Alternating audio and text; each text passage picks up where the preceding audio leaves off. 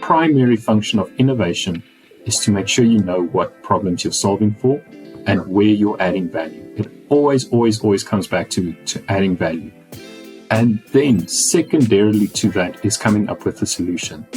And that is, you can argue that creativity is involved in both phases, because you have to creatively think of what is wrong with the business, or where can we improve the business.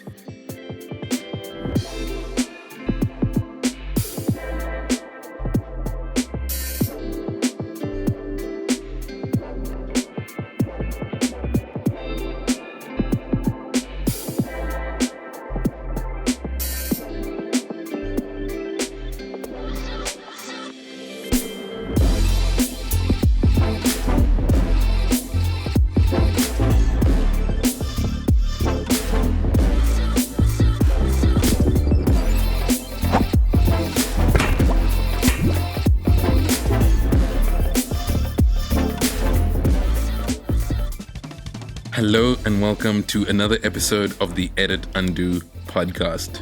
We have got a great guest today who operates in a space that I'm pretty interested in, although I've never played around in it. But more importantly, he is my partner in crime in all of the interesting side projects that I like to do at work.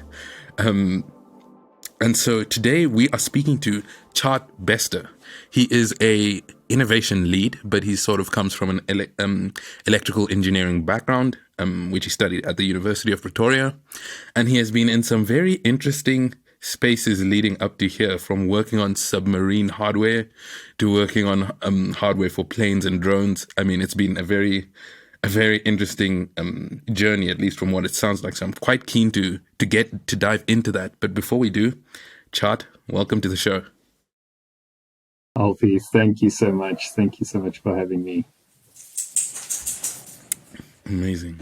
So for those of you that are listening and you can't see, but Tjaart is actually wearing a very bright pink gown. I don't know if you want to tell us the story behind this, if there's a specific reason. There is, in fact, Stephanie, thank you for bringing that up so early on.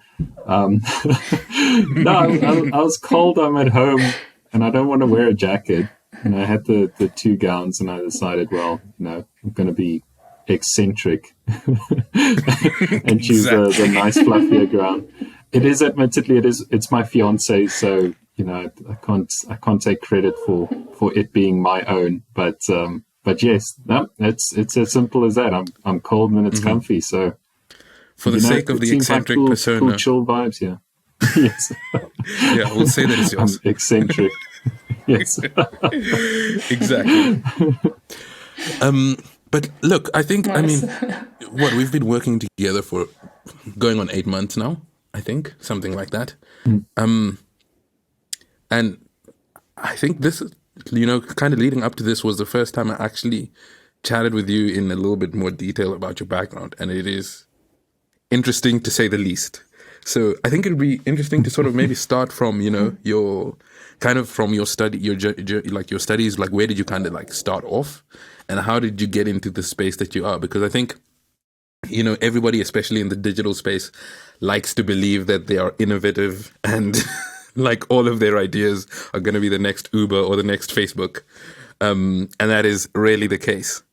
But not that many of the people know somebody who is actually in charge of innovation. Like that is in your job description. And so how did you actually end up there? Like, what did that journey look like? Admittedly, it was a lot of luck was involved. But I think a very good friend of mine said that opportunity is going to come knocking, then you're going to make sure you're ready for it. It's Alfie. I'm talking about Alfie. So I started off as an electronic engineer. Thank you very much, Alfie. Not an electrical engineer. Sorry. That's like saying you're in Electronic. What is the difference? So electronics, if you make a mistake, things smoke, and electrics, if you make a mistake, things set on fire. No, That makes no sense at all. I get it. It's like I large still power don't systems versus understand. circuits. So electronics, if I can give you an example, I like literally have something lying around. So this is like a little piece of electronics. So, you might recognize this. Like a little motherboard thing. Yes. Exactly that. And then electrics is like your transmission lines and your power stations and your power distribution things, and the transformers and stuff. So key difference. yes. No, sorry, that's a bit of a inside joke or industry joke.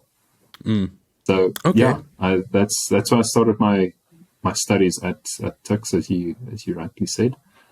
I admittedly didn't enjoy studying all that much. I felt like it didn't really resonate for me. And I studied hard, man. I worked so hard, and I did not do extremely well. So yeah, it's either the course, or there's more likely a separate course for that. And it's not that I partied or anything, man. I promise you, it was such a boring experience, and I still just got through. Yeah. I really think Alfie and I should invest in a jar and just collect 50 cents for every time on the podcast someone mentions that, because, well, by now we would have 17 Rand. That's not a lot, but that's about every single person that's been on the podcast that has said that. So it's insane. I love that. That's awesome. It means, it probably means something. Let's not think about it too much. Yeah. So yeah, after that, in my honors year, I decided that we had to do some work experience stuff, and I found a job with a company that did security electronics and stuff. Their main product is a fingerprint reader and card reader with a pin pad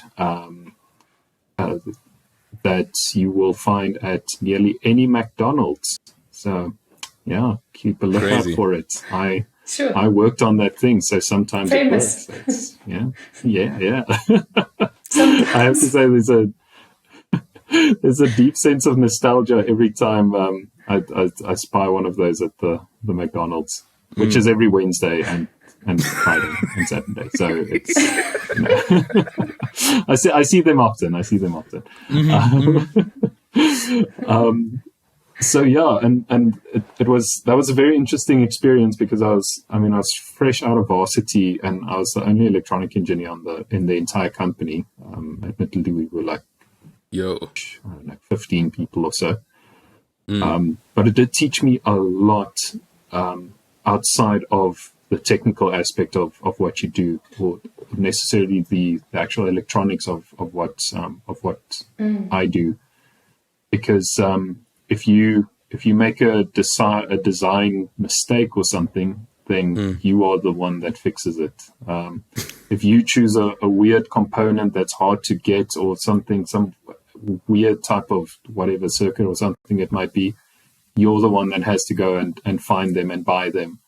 If you didn't think about how do you test these things beforehand, you're the one that's struggling to test them. So it was an incredibly humbling job. I was pretty sure that I never did too much of a good job, but evidently we have some things out in the field that has some of my tech in it, so that's quite cool. So that was a very interesting experience. On that point, I think it's notable to mention, because I think, in the digital space already, there are many people who go like 3-4 years before they actually put something out into the world.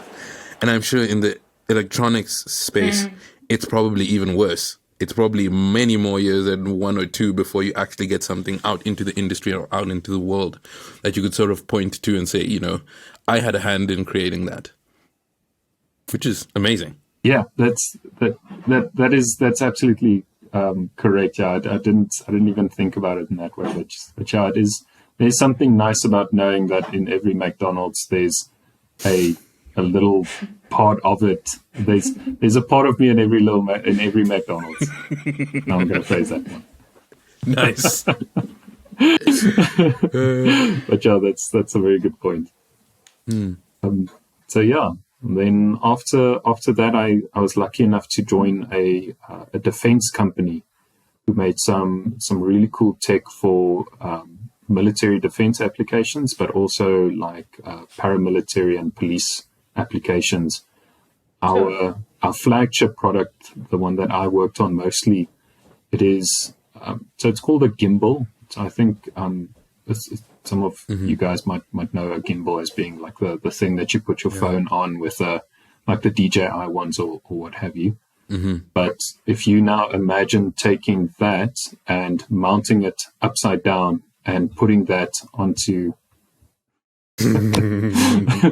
this is Nephi, by the way. Sorry, if you were to take that, mount it upside down, and put it on an aircraft, and then just give it like a round shell so the wind doesn't hit it, and give it some windows to stare through, and you mount cameras in that, then on aircraft or drones or helicopters, whatever it might be, you mount these things, and they allow you to swivel and look at the earth beneath you. And it's used for like reconnaissance stuff. Luckily, they were never used for any angry use Is that cases. when you're flying on a big aircraft, you're able to pick the view you want on the little screen in front of you? Is that the same technology? No. You can clearly see how tech savvy. Don't laugh at me, Alfie. It's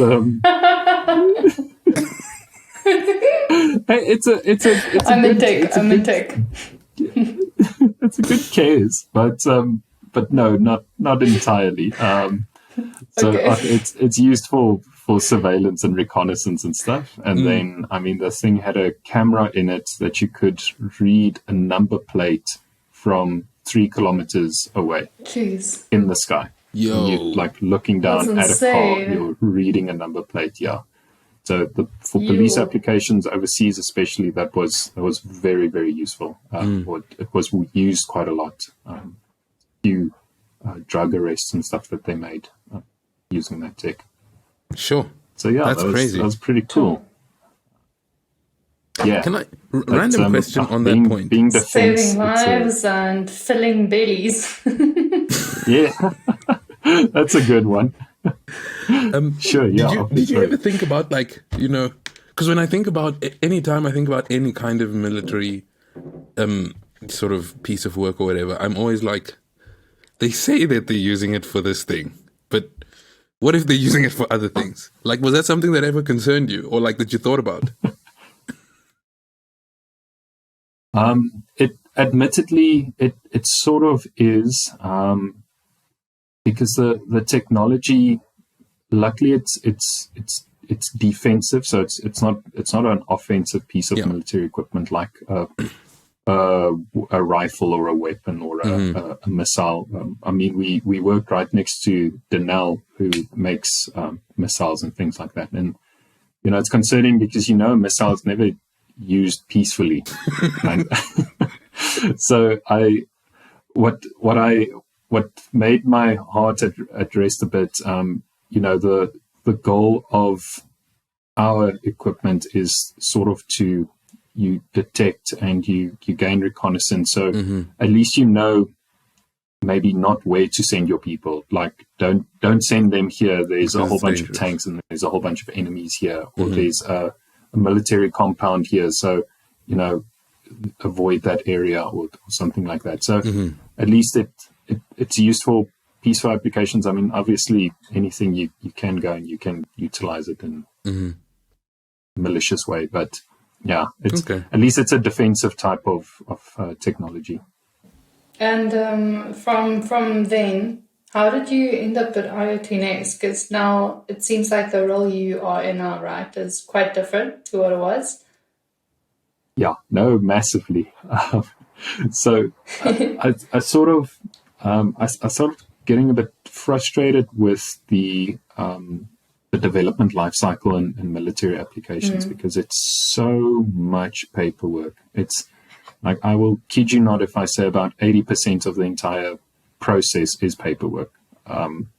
So What?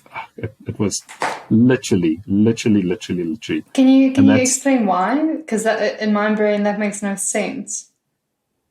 no, it's a good question.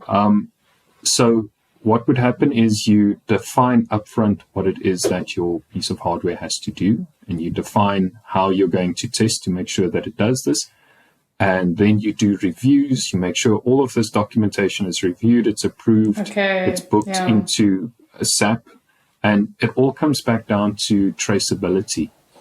So if you imagine Boeing or someone like that, and it has happened with Boeing, it's a perfect example of a failure somewhere in one of their systems. And I mean, like, in Boeing, just for interest, like, civil aviation is the most stringent safety class of electronics and development that you get.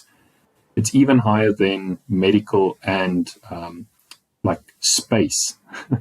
Because if you think about it, space or automotive, if something goes wrong, a few people will die. This is now the super cynical way of thinking about it. Few people will die who didn't think that they are going to die that day. Medical, if something goes wrong, one person is going to die who didn't want to die that day. Military, if something goes wrong, a few people might die who knew they might be dying that day. Aerospace, space, the same. But civil aviation is a lot of people can die.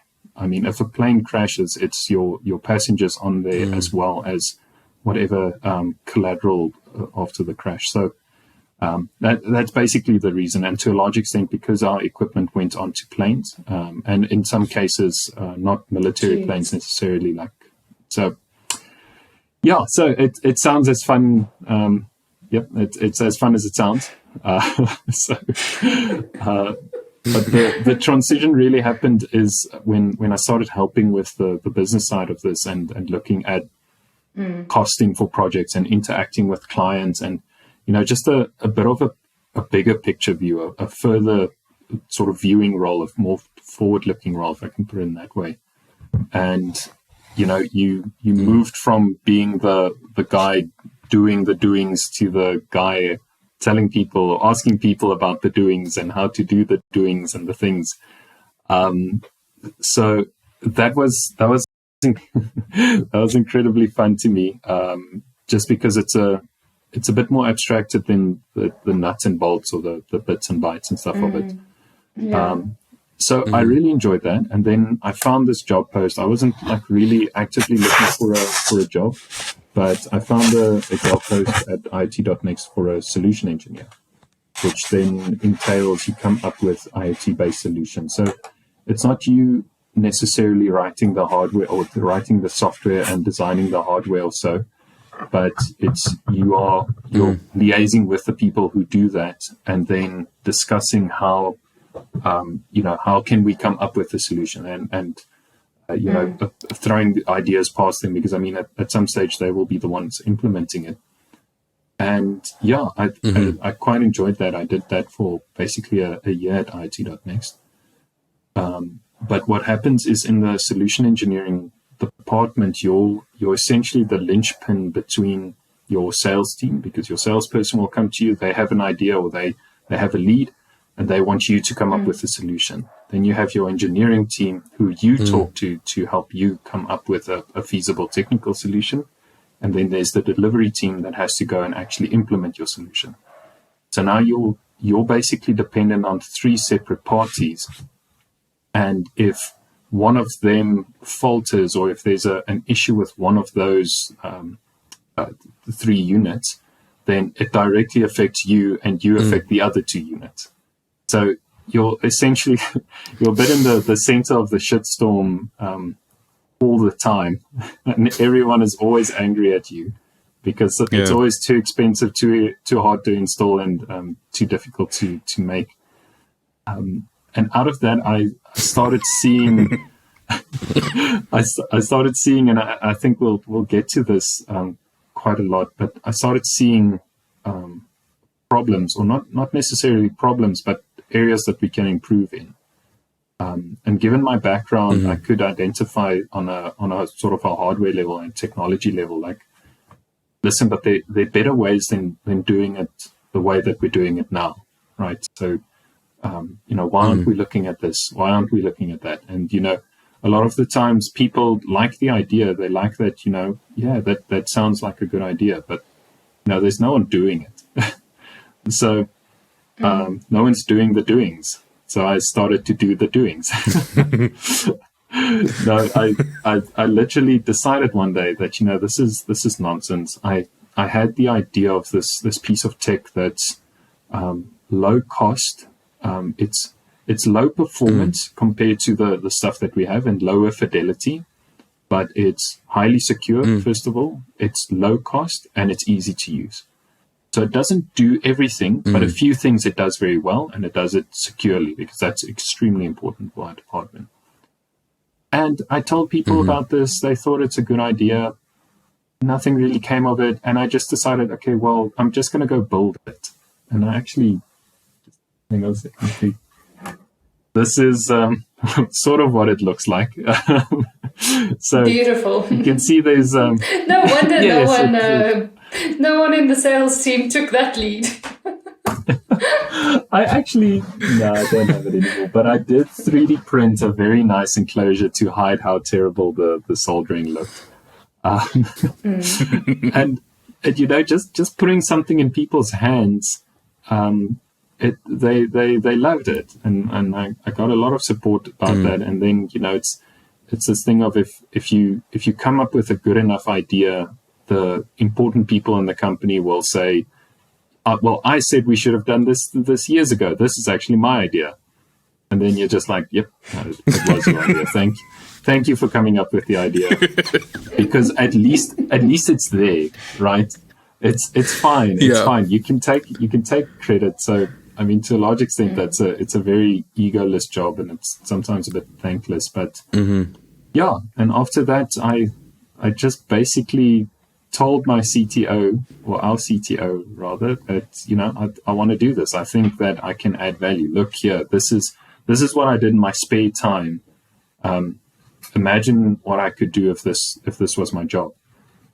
And I think that to a large extent is how I got. I want you to elaborate a little bit on that piece, because I think there's a lot of people listening that might be in a similar position where they are in a job that's not quite exactly what they want to do. They can see the potential in the space that they're working in, but they don't know how to get there. So how did you go from seeing potential to, did you first, like you already mentioned, you first built something and then you took it to someone else? And what did that process look like? And did you set up a meeting? Was it formal? Was there a presentation? Did you tell them that these are the exact topics that I want to focus on? Or explain a little bit more. All right. No, that's great. I think Alfie, we did briefly discuss just giving a bit more of a practical guide to people rather than like a vague, just find some value, find yourself, and just work hard and drive your goals until you reach that mountaintop, or that random nonsense that you can fortune find on cookie advice. The fortune cookie, yes. Or the chappy or something. No, so thank you for asking. There's your horoscope for this day. Yes. I love that. No, but thank you for asking that, because it frustrates me if it's how to do whatever and it's not very clear, and it's these vague pieces of advice. So I can't claim that this will work for everyone, but I can explain how it worked for me and my reasoning and what I found from it and how people reacted. And so the very first thing is if you're in a job and you're not entirely happy with your job or what you're doing, then what you do is you look for an area of improvement. You look for something. What is making me unhappy, or what is what is keeping me back? What is preventing me from performing at my fullest and enjoying my job and getting joy and energy and being excited to go to work, right?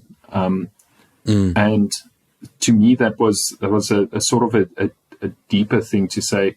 I really don't enjoy like building Legos, essentially, like taking this thing and trying to like sort of glue them together to build a dinosaur when you can, like, but why don't we just build a dinosaur? Like, why are we taking pieces of Legos?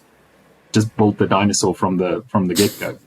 And like, I'm a archaeologist. Okay, I'm really pushing this metaphor now, but like, you come from a background where it's natural for you to do things in a certain way, and you have some sort of knowledge or passion or experience or whatever in something. So I think the first thing is you need to know what you're talking about, right? If you go to the CEO and say, listen, we should do our financials in a different way, or cost in a different way, but you have no idea about financial management or accounting or anything like that, then you must prepare for it to be a bit of a humbling experience.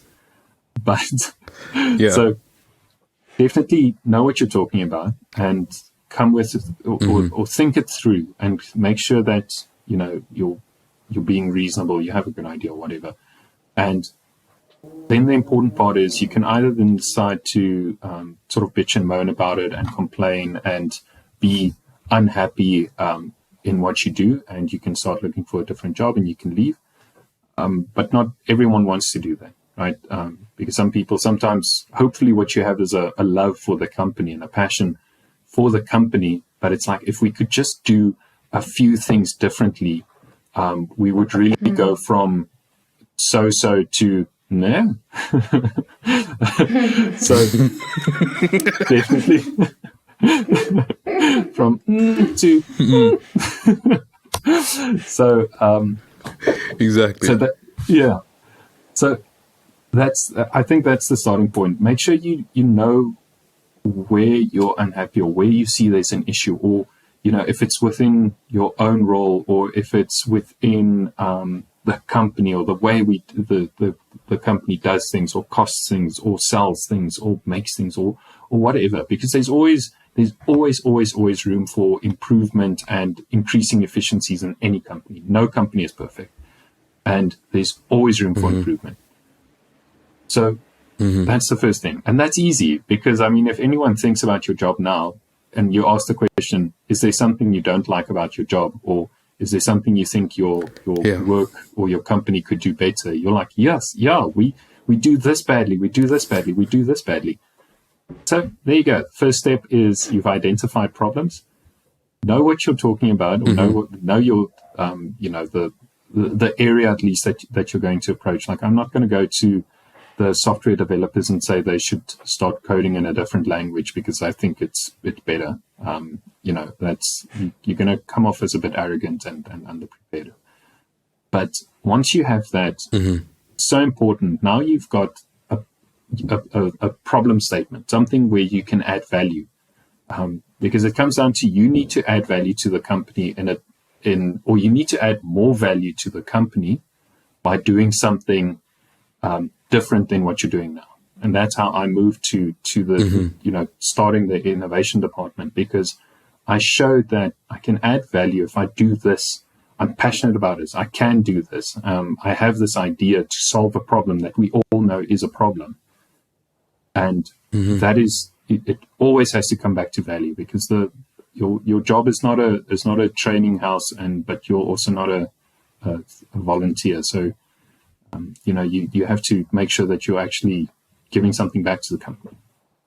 All right. So now we've got, find the problem, make sure what you're talking about, you know what you're talking about. Third step is come up with some ideas.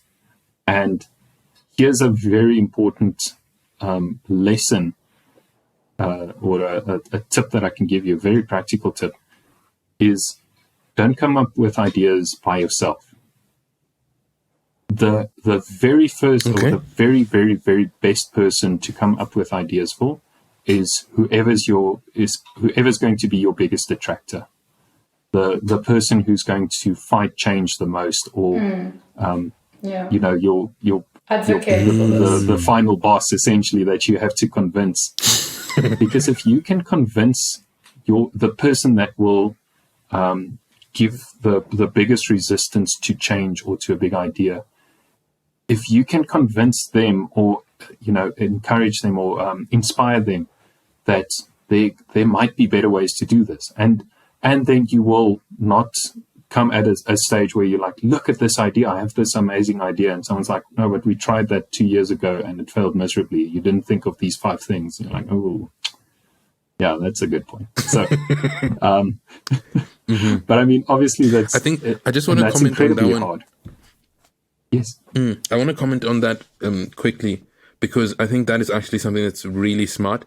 And I have to say one thing that I do get wrong a little bit, because typically when I think of a new idea, I speak to the people who would think in the similar sort of way and would justify the idea and would almost give you the validation, affirmation that you might be looking for. Exactly. And I mean, it's a temptation when you're in that space, because you know, your idea is new. It's kind of like a newborn baby. You're trying to protect it, and you don't want anyone to tell you that your baby is ugly. But it's not a baby. It's an idea. And ideas, in a sense, they're only as good as the execution that comes from them. And so I think it's such a good piece of advice, because also that person will keep you honest. Like, especially if you're speaking to a person that's your detractor, if you can convince them, in a sense, you can convince anybody. So I just wanted to mention that that's definitely a good idea. So you mentioned, so the first thing would be to sort of figure out what is making you unhappy, or the thing that you're not satisfied with your current job. And then once you've identified that, you sort of need to from there you need to, what was the second step?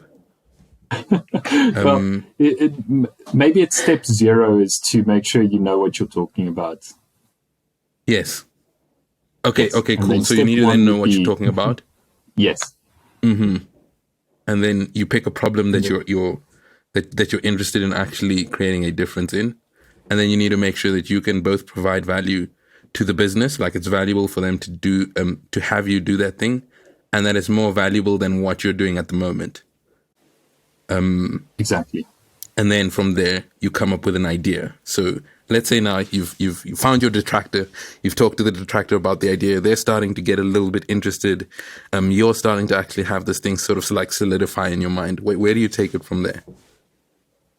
So this is the and if I could just mention this is basically what I'm describing now is the innovation process, or how I like to drive innovation in our company. Is exactly that. You're innovating yourself into a new job or a new role, because innovation there's a whole bunch of definitions to it, but to my definition, it is implementing a new and novel idea that adds measurable value.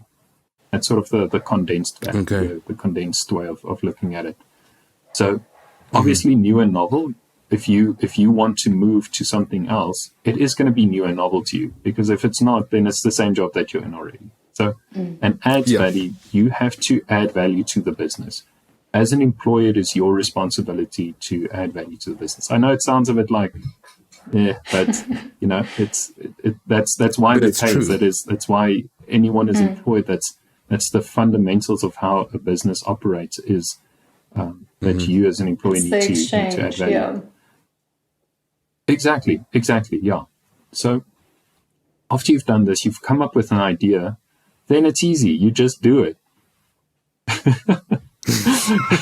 Doing the doings. Whatever the doing, just do the doings. And it really comes from some very good advice that my father gave me, and that's basically why I've been able to move out of careers, is just do the job that you want to do. And then when people realize it's necessary and they look for someone to do it, you're the obvious candidate, because you're already the person doing these things. So it's literally, it's it's a weird thing because you don't ask for permission. And there's no process that you go and you fill a form or whatever. You go and you take that idea in your spare time or whatever, and you go and you do it, and you prove there's value in what you can do. You don't have to solve the entire company's problems, but I mean, like literally this thing, I did this over a weekend. I printed a enclosure for it. I wrote some code with the help of a friend. You don't want to, I mean, you can see what that thing looks like, right? It's not like, right, I spent a lot of effort on it, but I'm just not good at soldering. But, you do that sort of an MVP type of thing to prove that there's value in you. You within yourself have value that you can contribute outside of what you're doing now. And I mean, it can be like, starting from electronic engineering, moving to innovation lead.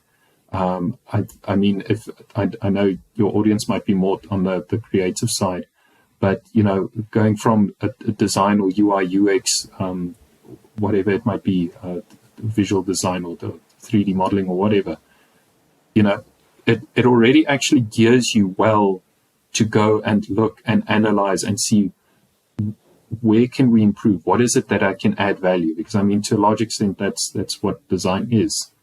I think I wrote it down somewhere. Sort of kind, to make sure you know exactly what the problem is you're solving for. Yeah. And and then the last step is basically you socialize. You go and you advertise your idea. Yes. Sorry. You said previously that this process that you're explaining is not just the approach you took to building your own job within your environment, but it's essentially you describing the innovation cycle or innovation approach in an organization as well. So I know you are now the innovation lead or playing in that space for IoT.nxt. And I was curious to what your thoughts are about, firstly, where does innovation fit into an organization? Whose responsibility is it if there isn't someone like you appointed to do it? Then secondly, in your opinion and experience, where does creativity fit into innovation? Those both excellent questions. Because I had to figure that out. It's not a sort of an obvious answer, and I think it'll likely depend on company to company. But I can tell you what a company needs to. All right, sorry. It's if there is no assigned innovation team or innovation lead or stuff like that, then innovation will have to come from the people that will benefit the most from their own innovations, if you get what I'm saying. It's hard because there's no responsibility assigned. It's something that if your company doesn't do it, well, first of all, it's an excellent opportunity to bring something like that up because all companies need that. There's no company that cannot survive without bringing in new and novel ideas. So if there isn't a role or a sort of a structured approach to it, it will definitely have to be very much like, you will need to have a leader that inspires people to do like that sort of the entrepreneurial type of ideas and come up with these things themselves and feel like it's safe to come up with ideas and approach people and ask them like, can't we do things differently or do it in that way? But it is very difficult because there is no one taking responsibility for it until someone decides that, no, this is bullshit. I'm just going to start doing it. So I think it's hard to say, but it's sort of everyone's responsibility. And nice. Then you asked about creativity. Yes. Yes. Sorry, before What we is get to what that is creativity's? Go ahead, Alfie. I just wanted to mention one thing because you in a sense I think you answered it better than someone may have picked up from the way you actually verbalized it, and it's that it's the leader's responsibility to create that saying space. I spoke badly or what now? I think the message wasn't clear. Because All right. Just reword in a sense, it. it is everybody's responsibility. Oh, that's You good. mentioned the fact that it is everybody's responsibility to do the innovation, but if there's not one person responsible, it becomes up to the leader to create a space for innovation so that those people can come out. Yes, Because typically what happens is, absolutely. even if there is innovative people, they don't necessarily feel like they have a reason to be innovative. And so if you don't have a person that's in charge of being innovative, the approach that you would take is have a person that's in charge of creating a space of that type of thinking. Yes. And then everybody can kind Absolutely. of take on that responsibility. And I just wanted to focus in on that because it's easy as a leader to say, my job is to make sure that I've achieved the specific things I'm being measured on and making sure that I'm ticking all the boxes of my job. And in a sense, it can sound a little bit airy-fairy to say that you need to create like a safe space. But with innovation, that is actually a critical and highly important part of the process, especially when there isn't one person in charge of it. So I just wanted to highlight that before we step into the discussion around creativity. No, Nice. thank you for that, Alfie. I know I gave you some flack on that, but yeah, no, thank you for clarifying. Yeah. And you actually gave such a wonderful sort of platform to kick off or answer Stephanie's question. One of the people I worked with stated it so well. And what you need is, let's say you are in the sort of the privileged position that your company does have an innovation team or something like that. To a large extent, my job isn't extremely glamorous because it's more, what I do is more innovation management. And my team is the actual innovators. And our company is actually the innovators. So the statement he made is innovation is systemic, but innovation management is systematic. So it's a weird concept to say that you can innovate within a structure. There's a process to innovation, or you can innovate with rigor, because it goes against the idea that, but how can you put a process onto creativity? Or if innovation, you get the idea that it's like everyone sitting around in a room with like the fake grass beanbags, a big TV that you can go and with the glass walls you can draw on. Any of these things that you go and you search stock footage. Yeah, hey, they're blue actually. So it's like karate. So the innovation geek. It's the next level. Yes. So creativity comes in. It's actually almost always a part of it, but one of the things that people might not understand about innovation is innovation is not invention. Invention is that pure creative process of sitting and thinking like, what cool shit can I come up with? What is just let your brain run wild and come up with all these things. And then you fall into that, like the Segway. I mean, everyone knows the Segway thing. It's such a cool invention. It really is flippin' amazing, and it's unlike anything other that came before it. But it was a complete flop.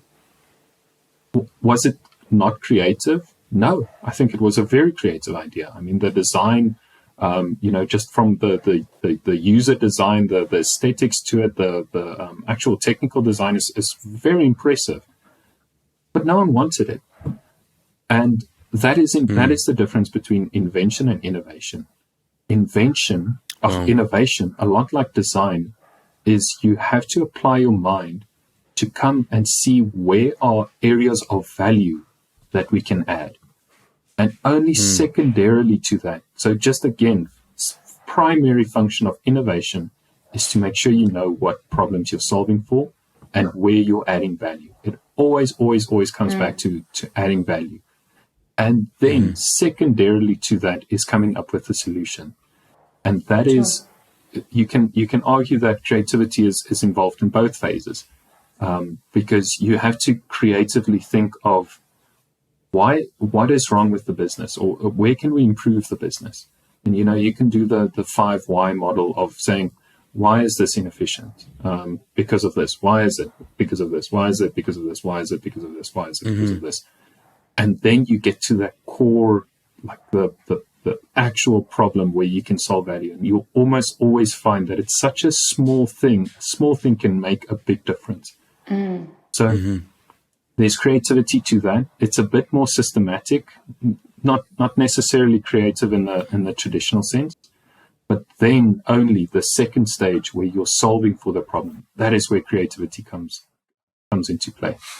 So that's the difference between innovation and then innovation management is the process of putting together this framework. It's almost it's the boring part of innovation, right? Because you put together the framework, you make sure you get the problems, you get the ideas, and then you allow your people that are the actual innovators, which includes the company, to say, we have this extremely specific, well thought out problem statement. Please come up with ideas.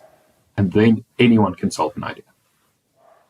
Yeah, and I really like how you split up the description or definition of invention and innovation, because immediately when we speak about innovation, it's such a trendy term. People think about invention. If you think about companies and products that have disrupted their industries, in a sense, there was also some sense of invention there, and that's why we confuse those two concepts a lot. And I think what we often see in businesses or organizations, or at least from my experience, is we see invention, like you said, happen before innovation. So it usually happens, let's say I have a fashion e-commerce store and people aren't buying a specific product. Now I come up with a solution already. I solution that on the homepage, we should put an extra rail. Now I go to the team that needs to execute. And now this is where innovation should happen. This is what people think. Here is what I want you to do. Innovate there. But what you just said, what I just want to emphasize on is problem first before the innovation comes. We need to not give someone a solution, and you can't innovate on the solution. The innovation happens on the problem. And I think a lot of people have that the wrong way around and expect a team or group of people to be innovative and solve problems when you're giving them an idea or a solution already. And Stephanie, that's so well put. That is absolutely perfectly put. And it describes almost the misperception or misconception that people have when we talk about innovation. It's not, and it's a trap that teams fall into. If you have your innovation teams or your skunk work teams or your agile teams or your rapid prototyping teams or your R&D teams, that is the number one problem, because I've faced this a lot of times in my previous companies as well, where you've got these people, it's like these mad scientists working away behind this curtain, and all you can hear is like angle grinders and pneumatic drills and flashes and like animal noises and stuff like that, and there's a weird liquid leaking out of there. It's like, what are they doing? Like, what are they doing? And inside there, you've got a group of incredibly intelligent, creative people inventing. And then they present this thing. They've got this doohickey that they've made. It is the best doohickey you will find. There's nothing on the market that beats how doohickey-y this doohickey is. But no one wants it. It's like, well, that's great. And now, like we've got this amazing feature. If you mouse over the ugly dress, now suddenly it takes a picture of your face and it like transposes it onto a model. It's like super cool, but did it solve the problem? Did it solve the problem that maybe this dress is just not in style this season? Or can we do something else with this? Is there a different way we can sell but this? But now there's more conversion because more people are clicking on it, right? Because there's something there, but it doesn't necessarily lead to more sales. But the goal was get more conversion. Like, what on earth? More clicks. Yes.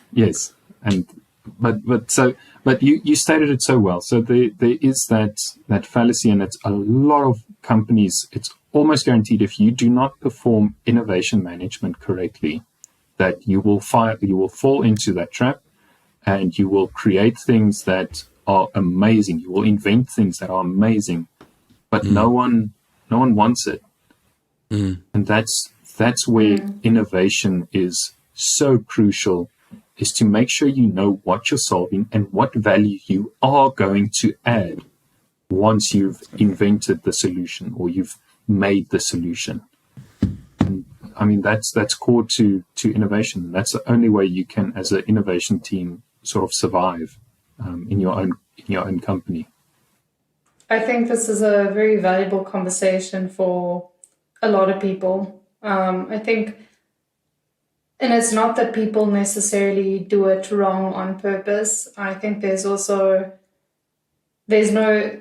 or yes, there are books on it. I wanted to say there's no books on it, but it's also a play and practice and iteration process, right? How you figure out how to do it within an organization. So I don't want to shame anyone that has done it the opposite way, the way we just described it, where cool, I have a cool idea. It's just a kind of a moment to keep yourself honest and self-reflect and remember, okay, cool, zoom out. It's that zooming out that you said, right, step one. This is the problem. But what is the problem? How do you frame the problem? Who does the problem touch? Why is this a problem? Why is this problem a problem? Exactly. And you're absolutely right. And I mean, it's like you say, we shouldn't sort of, shame people. It's like I said, literally, I've worked with 3 teams previously that fell into this trap. And it's not that they're unintelligent or uneducated or not well read, but it's that, that's what you think. That's what I thought innovation is, like, sit around and come up with cool shit and then, sell it to the company. It's like, no, innovation is actually, you're such a servant to the company, not in a bad way, but your primary focus, your child that you love and cherish is the company. And it doesn't have to be the company, but the people in the company. How can I make these people's lives better, easier? How can I increase sales? Why would I want to do that? Making a better environment for your people, because now we've got a better revenue stream. Why do you want to optimize this piece of technology? Because then we can increase our sales process better. So really, you have to have a love for it doesn't have to be the company, but at least the people in the company. Once you really want to help them and solve for them, it becomes a little bit of a thankless job, but because at the very end, now you've got your detractor, you've sort of led them to this idea. You go, you implement this, you show to the company. He's like, yes, look at my idea. So it's a bit thankless in a sense, because you always, your value isn't always immediately appreciated. It can happen that you're a bit ahead of the curve sometimes. But it's very satisfying knowing that what you've done is improve the company, and you've improved the company not only for yourself but the people that you work for as well. And I mean, that's my big driver. I love the people of our company, and I love working with them. And obviously, if you can make their lives easier, it's going to benefit everyone. Yeah. So there's something that you kind of mentioned that I wanted to hone in on a little bit. And you when you were describing this process, you focused quite a lot on the process of actually identifying the problem and articulating it before getting into the process of invention. And one thing that I just wanted to mention over and above that, by taking that approach, and it's maybe not, or at least I didn't necessarily learn this lesson from innovation, but more when I was sort of looking at leadership and some of the ideas from that perspective, is that when you spend a lot of time on identifying the question and you get other people involved, they also buy in more, because in a sense, they feel like they are actually solving the problem, even though like 90% of the challenge is actually identifying and articulating the problem. By them being a part of coming up with a solution, they feel like they're a part of the innovation process. And at times that can actually even be more important than the innovative solution that they come up with. Because then, it also frees them to actually start to believe that they can actually do things that are innovative, and they can sort of color outside the lines, to put it, philosophically. And I think the reason that that's also really important is because then not only do the people sort of see that they can do their job, they also see that they can do the things that are more than what they were necessarily hired for. And I think that's also a really important part of the innovation process. Absolutely right, Alfie. You're so right. And that's when you can get the people, the stakeholders that you're solving this problem for.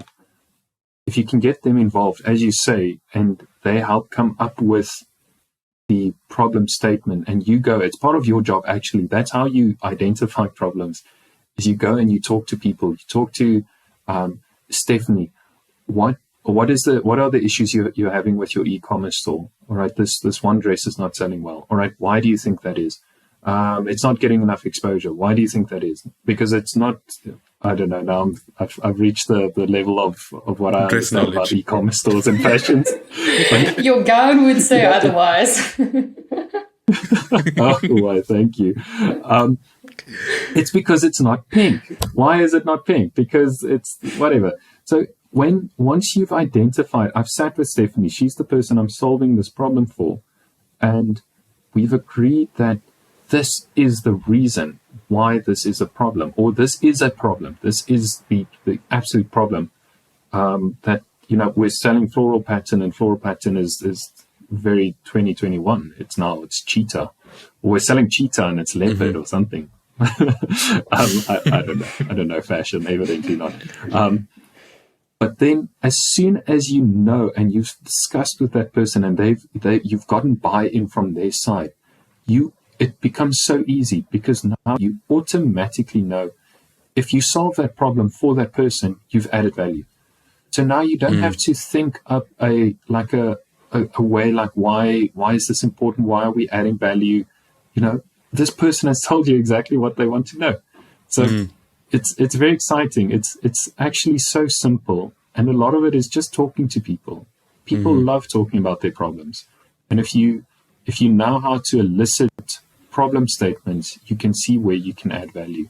Yeah. And then from there on, you make sure you've got a good creative and a strong team, or even better, you crowdsource your solutions.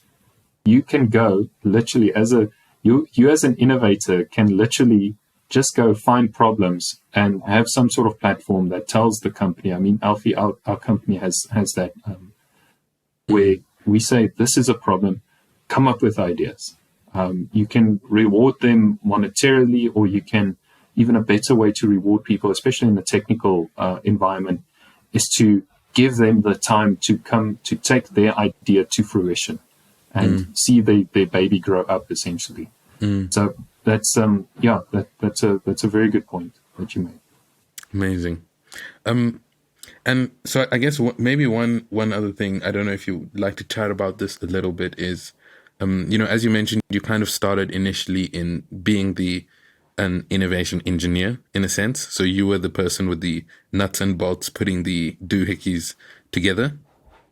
And then it gets to the stage where now you've got innovation engineers in your team. So can you maybe talk to us a little bit about some of the differences, specifically in the realm of innovation, around being like an individual contributor, the person making the doohickeys, to becoming the person who does innovation management rather than the innovation itself? Absolutely. So being the innovation engineer, or the whatever, the innovator, or the innovist, whatever you want to call yourself, that is exciting. It's incredible. It's a fun, rewarding, and creative job. And innovation management is just not.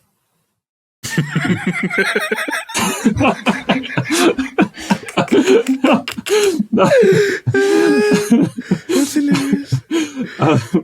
No, I'm completely overreacting. It's such almost a paradigm shift of moving away from, this creative type of problem solving, sort of coordination type of deal, to the management side of it, which is, again, it's the systematic approach of how do we do these things. And what you do lose is that, as you rightly stated, your individual contributor. So you're not the one coming up with the awesome ideas, or writing the new programs, or coming up with the new designs, or the UI, or the feature, or the piece of hardware that's going to solve this problem. So it is a paradigm shift, because now you don't have a thing. There's not a doohickey anymore that you can put on the table and people applaud it and think you're like the hot shit. You're really the one sitting behind the desk and coordinating with all of this, making sure that you have a sensible innovation portfolio. Like, we're well stacked. You have to come up with a direction. Where do we want to move in? What is the new tech trends in the industry? What are the new fashion trends? Where is everyone moving? And then you can even, I think it's the Gartner three horizon model. There's, where do we want to be, or where's everyone else moving? And then the furthest one, and that's where, you've got people like your CTOs and your CIOs and your CEOs looking at, where do we want to be? Where do we want to pull the market towards? And, it's that exciting part, thinking of these things. Like, this is even further abstracted than the nuts and bolts. And that's what's exciting about it. But a lot of it is, you come up with these ideas, you make sure you've got your waypoints that you need to travel between. And then it's basically giving those objectives. You don't give tasks to your innovation team. You give objectives, you give desired outcomes, and you support. Nice. So it's incredibly weird moving to that, because the output of your team is basically your output. But the failure of your team is your failure as well. So it is very interesting. It's not for everyone. I can definitely say that. It was a hard learning curve for me, but it's very exciting. And as someone who's not making that output, do you personally, or have you struggled a little bit with feeling like you are not contributing as much value anymore? Because now your value is intangible, right? It's also, your value is not seen immediately like it would be if you were creating a tangible solution. Your value might be what you're contributing over 6 months or 4 months, So what has your experience been with your value shifting from tangible to intangible? Yeah, it's so difficult. And it sounds like you're speaking from experience, because it's literally something that I am currently struggling with. I mean, it's being in this type of role is incredibly new to me, and moving away from that individual contributor role, it is very difficult. Because as you rightly say, you don't have a thing that you can put on the table or show on a screen anymore. But where I find value, because sometimes you do question, but my team is doing all of this. What am I doing? Exactly. And exactly. But what you have to take into account, and it's hard to put like some sort of visualize it or anything like that. But you are essentially driving the stagecoach. Not only are you driving the stagecoach, but you're planning the route, right? So it's the horses that get you there, and it's the people loading things on that get things on and off. And you might not even be the guy driving the stagecoach, but you are the one setting direction. And I take pride in knowing that my team they believe in what I believe in. So that, first of all, you need to inspire people to want to do what you think, what your vision is, what your long-term vision is. What's the next waypoint? Where are we going with the stagecoach? To know that you have a team of people who do what they do 4 or 5 times better than what you ever were able to do, or that's my experience at least, to know that they do follow you. And then it's incredibly satisfying as well to have a team of people that you almost serve them. You're not their boss. You're basically supporting them. They're your boss in a certain sense. Yes, exactly. Yeah. And I mean, having pride in the outputs of your team, and knowing that the reason why they are doing this, the reason why they're even investigating this, is either because you decided that is the direction that we're going in, this is the problems that we're solving, or this is what we want our company to become, or that you, and even better, that you've created an environment and enabled them to identify these things themselves. So it's a massive paradigm shift, and it is difficult. And I promise you, anyone starting off with a leadership or a management role after moving from a strong individual contributor role, you do go through this like identity crisis of like, well, what am I actually doing? But it's unfortunately the only time that you'll really see what you are doing is if you stop doing it, and people, your horses sort of start to wander, and people upload the wrong stuff on the stagecoach. They're still working just as hard. They're still just as amazing. But now suddenly you're not directed and focused, and you're not going in the same and right direction. Yeah. I really like that. That's what I tell myself at least. That's what makes you sleep at night. That's what makes me sleep at night. Yes. That's what makes me sleep at 12 in the afternoons. Nice. Oh, I really like the analogy of the stagecoach though, because it clearly identifies the role of the manager in that space, and I think that can sort of be applied to managers of every discipline, like being the one that's planning the path. Because also it's not always clear when there is no path, because you're on a road and you are moving, so there is progress. Exactly. Yeah. Could just be in the wrong direction. Yes. But I think that's really good advice. So I think we're probably stepping into the closing stages of this. But maybe before we do, one thing that might be interesting to hear a little bit about is what innovations or sort of either technology, new processes or things are piquing your interest at the moment, whether it's in our industry or in another industry in general. So I think outside of our industry, because there's a whole bunch of cool stuff that's going on in our industry, but I just have to give them props. That like projector thing from Samsung, I can't remember what it's called now. I don't know. I don't know if you guys seen that. That thing is pretty freaking cool, right? So portable projectors, it's been technology that has existed for a long time. I mean, Samsung actually, they brought out a phone that had a little projector in it, but they looked at this and they very much did what Apple did. Apple isn't good at invention, but Apple is great at innovating. So you don't have to come up with something completely new. You don't have to come up with a new projector or something. I mean, everything exists.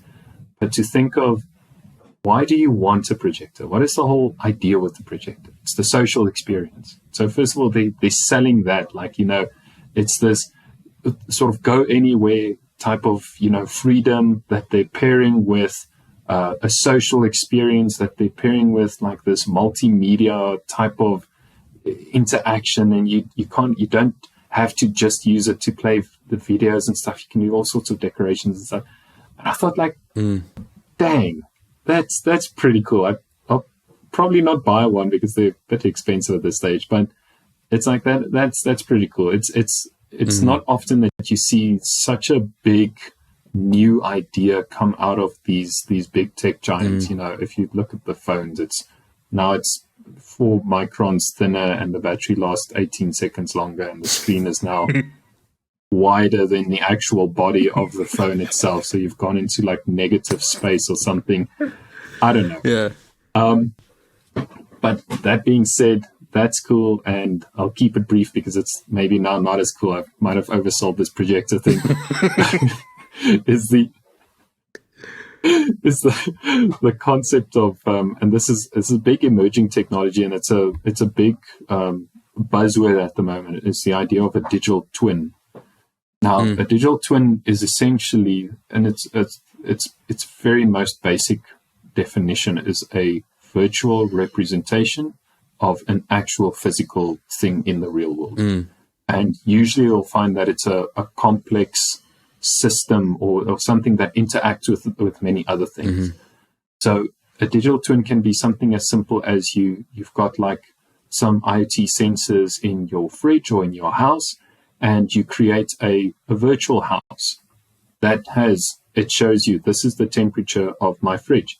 These lights are on. There's someone here. It can go from something like that, but it's a representation of something that exists in the real world. That is running, that exists. And then from there on, you can say like, well, this is what your house looks like. But Alfie, so this is what your house looks like. Now we sort of know what a house is, what a house looks like a 2-bedroom flat or whatever. But now, Stephanie, your house isn't behaving exactly the same as these two, right? Why would that be? And then you can do all sorts of things like AI or ML, and we can see, oh shit, you've got a leak. There's one of your taps are leaking, or there's a fire in your house because our houses don't have fire, but yours does. So watch out for that. But and this is a very simple example, but if you go to something like a factory or a hospital or a building, the whole idea of the metaverse is that idea of like we have this virtual representation of the real world. So it's not virtual reality anymore. It's, I don't know, virtual real reality, or so. I don't know. Yeah, it's probably why they call it the metaverse. But those are two really, really cool innovations that I've seen that really resonated with me. That's amazing. I think we'll definitely try to get at least an image of the projector in so that people can kind of have a look as you're sort of describing. But I think also the digital twin one is one that's pretty interesting for me. I read an article that was written on LinkedIn some time back, and until I read that article, I actually hadn't made the connection between digital twins and the metaverse. And sort of like the thing that kind of came to mind for me is like it's a virtual doppelganger. So it's basically exactly the same as the real physical thing, except it's in a virtual environment. Exactly. Yeah, and I think it's a very, very interesting space because it's